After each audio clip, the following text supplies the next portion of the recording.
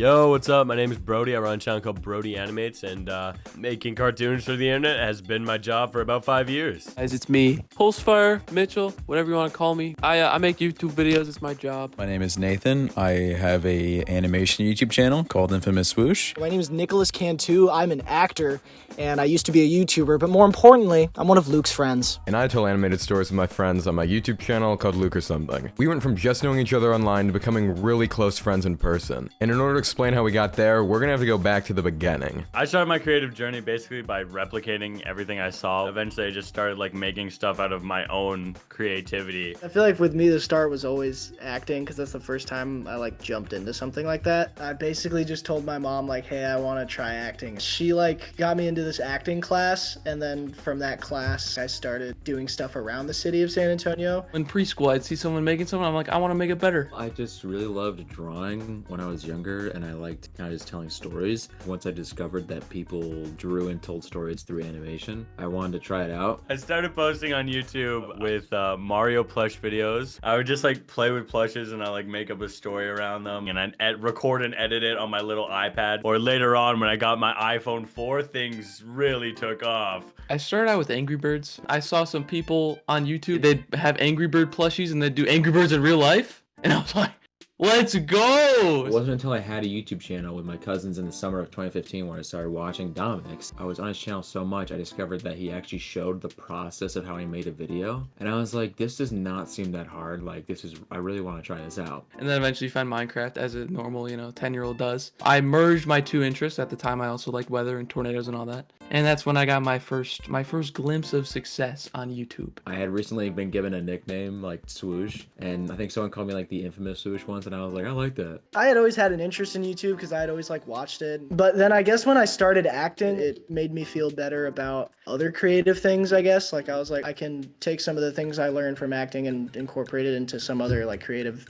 venture. Eventually, I made like Smosh-like comedy videos too. And then there was the Minecraft phase. And then eventually in 2018, I started doing animation. I made a little movie, just a fun little thing with my friends. But over like the next year, it gained a couple million views or whatever. And I was getting up there, The time that I started, YouTube animation was literally like just about to kick off. I just was known for being a young animator with the line that haunts me until I'm in the grave. The first thing I said ever on YouTube, which was, "Hey world, my name is Swoosh and I am a young animator." I made a Minecraft video. It got a lot of views. One of the views on that was this guy who was working on a Minecraft server that was like, I would call it a digital content house. On that server, we didn't like actually play Minecraft. It was more so just a digital space for people to just like do bits and be funny. Honestly, I was not very good at balancing school and YouTube. I wish I had been. Through high school, I didn't really think about balancing school that much. I kind of just did it. oh my gosh, dude, I barely did. You do enough homeschool and you have enough free time on your hand. And then I had this YouTube thing and this acting thing. And there was this school thing that I didn't really care about and also didn't really have anybody watching me about.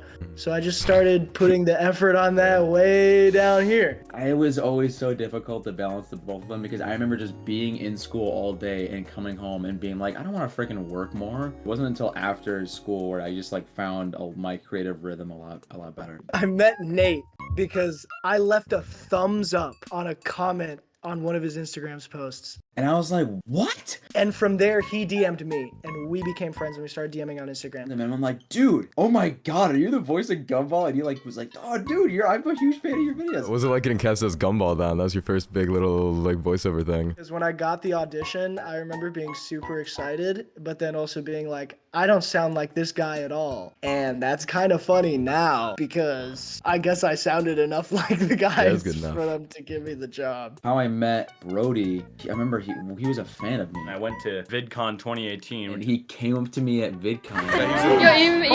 Who are you guys? Brody. It's still weird to think that I'm friends with these people now. Yeah. Because back in 2018, I just approach everyone as like a fan. My first interaction with Brody was I was in line at a food truck getting a soda, and this like little kid taps me on the back and goes, are you Junky Janker? I was like, hey, what's up? In 2018, I made fan art of all the people I wanted to meet. So I like, Do you want to send my fan art? I made you fan art. and it's like the world's like worst drawing of his character, and he's like, Oh, what? Yeah. Dude, yeah. A bunch of internet friends were gonna meet up in Richmond, Virginia. Nick had told me like, oh yeah, just some of our other friends are gonna come, and one of them was Mitch. And I just remember thinking like, dude, this guy is so funny and he's so charismatic. So for a while, me and Luke, we didn't really do anything. But then, you know, I spilled and went to Culver's, and it was grand. And then eventually, he invited me to be on this little short film. I was only in town for like a week, only a school project, but it was goofy and it was interesting. It was like I was on an actual like movie set. It was the closest thing I've been. the first VidCon, you know, I went as a fan and I documented it. It was a really big video for my channel where a lot of people came to my video to see what the experience is like for like the average person. I remember watching Brody's video and being like, this kid is super talented. This kid's definitely gonna go places if he has that at 12 years old. And I was right, because that summer he blew up. I guess VidCon was fun because it was the first time I'd like been to a convention with friends, and it was all people that I knew from online, and I had just known you through a screen, man. The next year when I went, VidCon 2019, I got to go there like with my friends this time. At that VidCon, people came up to me, and that was like really, really weird for me. That meetup we did in 2019, bro. Oh, that was, Dude, yeah. That was crazy. Wait, like yeah. that. I think just like going there together and seeing a line of like 500 people waiting for us kind of just showed that like the work that we all worked together to put in actually paid off. Crazy. That is such a good memory because like to this day I've never had an experience like that. That was insane. Quarantine definitely did force people to just like resort to the internet for social interaction. We would hop in calls together and we would play games all the time, you know. We got along very well. We just all started playing video games together, like even more intensely than we did before.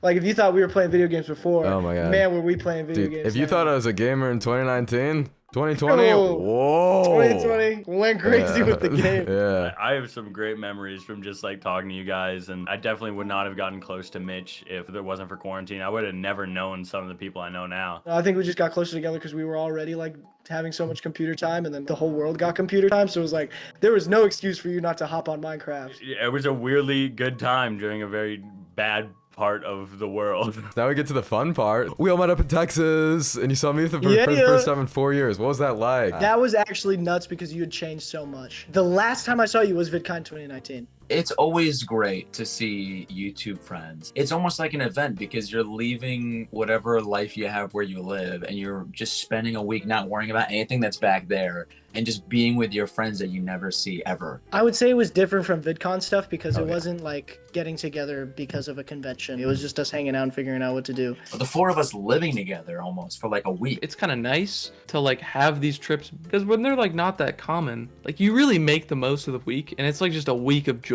I just had the absolute time of my life just being with you guys. It's just so rewarding to be able to see my online friends after like such a long time. It's hard to summarize because it felt like natural but bizarre at the same time. Being able to just wake up and like see you guys come downstairs and we're like eating breakfast together, watching TV, playing video games. Such a fun trip. What was the biggest thing? It was just a lot of like small things. I think the biggest thing was just like being together, you know? I feel like I'm really close to you guys, and to like actually be in the same space with everyone. Just being able to come together because of the similar interest of creating, I think it's such a beautiful thing. It's very encouraging to talk to someone like you or Nate that like I can just call and just be like, what do you think of this? Like, for as long as I can remember, other people my age that do what I do have always inspired me. It's good to be surrounded by like-minded people, but also like people that are just different enough to give you a new perspective. You have a different type of format. It's animation, but it's also live action and storytelling. The way it's all put together and edited is so funny. Mitch has his own personality with his Rocket League thing, and Nick obviously just pushes himself to be a better and better actor. I want to spend my time now like putting 100% into acting. Most of the stuff that I would do was just booking jobs and then learning from experience. No, I really want to dedicate myself to some sort of study in acting. I definitely do need to work on my managing skills and everything, especially time management. But yeah, I like where I'm headed, so I'm just gonna keep doing what I'm doing. I definitely want to, at a certain point, kind of just hang up the towel and say I'm done. And 3 years from now, I would be doing it for 10 years. And I feel like when I hit that mark, it's like, all right, I don't want to be known as just the guy that does this thing. You know, I found from YouTube that I love creating, marketing, statistics, analytics, working with a team. All of it is so fun, and I've learned just to love all of that. Well, if Luke makes a movie, I would love to be in it, you know? I would love to be a part of it. I guess I'm just gonna make YouTube videos.